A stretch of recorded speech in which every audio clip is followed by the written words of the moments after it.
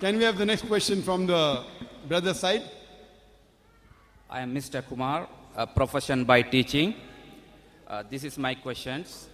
I see in Sri Lanka and India, there are many divisions among the Muslims, but they follow the same, the Holy Quran and the follow of the Hadith. But even though they are following the same matters, there are many divisions in Sri Lanka as well as in India. So I would like to get a better reply. I waited till the right person to come in the right time. Please go ahead. Brother Kumar has asked a very good question, very important question. He says that Muslims in Sri Lanka and India and other parts of the world, they believe in the same God, they believe in the same Quran, they believe in the same Hadith. But why are the different divisions, why are the different sects?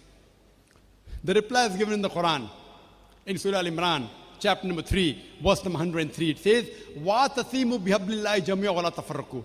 Hold to the rope of Allah strongly and be not divided. The rope of Allah, the rope of Almighty God is the Quran. So Quran says, hold strongly to the rope of God, to the rope of Allah, the glorious Quran, and the Sahih Hadith, and be not divided. So in Islam, there should not be any divisions. Furthermore, the Quran says in Surah Anam, chapter number 6, verse number 159, that, O Prophet, if anyone makes divisions, sects in the religion of Islam, O Prophet, you have nothing to do with him. Allah will look after the affair on the day of judgment. So making divisions, making sects in Islam is haram. It is prohibited.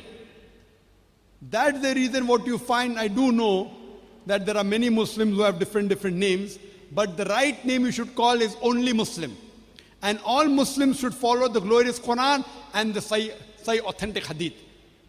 Any scholar says anything, if it matches with the Quran and Sahih Hadith, you have to follow. If it does not match it, you should throw it away. To make different organizations, some want to work in the field of education, some want to work in the field of religion, some want to help the poor, there's no problem. Doing Jama'ah, making different organizations, no problem. But as a deen, as a religion, we cannot be divided. There can be no sects. The Quran says we should not make sects. But our beloved Prophet Muhammad said, it's Hadith, the Sahih Hadith of Tirmidhi, Hadith number 171. Beloved Prophet said that there will be 73 sects in the religion of Islam. The Prophet did not say you should make. Allah says don't make, but Prophet said there will be. Unfortunately, we Muslims are divided. And the Prophet predicted that. The people asked that, and the Prophet said only one will go to Jannah, only one will go to paradise. The Prophet asked who? The Sahabas, the companions asked who? The Prophet said those that will follow me and will follow the Quran. That follows the Quran and my example. Today, unfortunately, we have different sects: Shia, Sunni, Hanafi, Shafi, Hanbali, Deobandi, Barelvi. What was the beloved Prophet? There is no Shia Sunni in the Quran. What was the beloved Prophet? Our beloved Prophet Muhammad sallallahu alaihi wasallam was a Muslim. The Quran says in Surah Al-Imran, chapter 3, verse number 64, Qala innani minal muslimin. Say that I'm a Muslim. Anyone who says a Muslim is a person who submits his will to God. Any scholar says anything. All the four great A'immad, Imam Abu Hanifa, Imam Ahmad ibn Hanbal, Imam Malik, Imam Shafi, all of these four great scholars, they said, if you find any of my fatwa which goes against Allah and His Rasul, you throw my fatwa on the wall. Therefore I say, whatever Dr. Zakir Naik says in Islam is zero. What I say is zero. What you have to follow is Quran and Sahih Hadith. Therefore all my answers are backed with Quran and Sahih Hadith. Chapter number so and so, verse number so and so. All these four great scholars, we love them all. We respect them all. They never came to make sects or divisions. They came for people to understand the religion better. But unfortunately, the followers, they started making divisions. Unfortunately.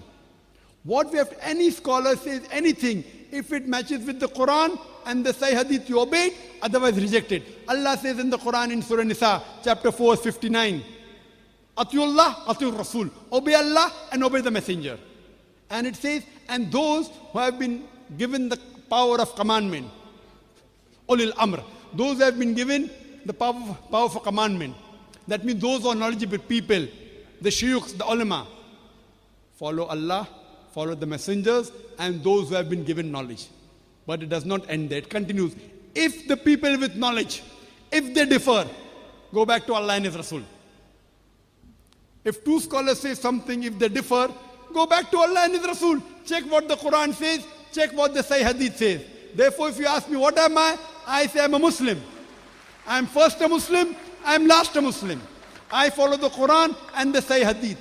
Anyone says anything, if it matches with Quran and Sahih Hadith, I follow it. If it's a deviation because of culture, because of the land, because this country has a different culture, India has a different culture, Sri Lanka has a different culture, Pakistan has a different culture, don't follow culture, follow Quran, the saying of Allah the Creator, and the correct saying of Prophet Muhammad Sallallahu Alaihi Wasallam.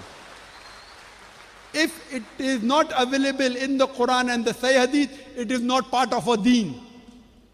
If it is proven from the Quran and Sahih Hadith, it is our deen. So Islam is only one, and there should not be division in this religion. Hope this answers the question, brother.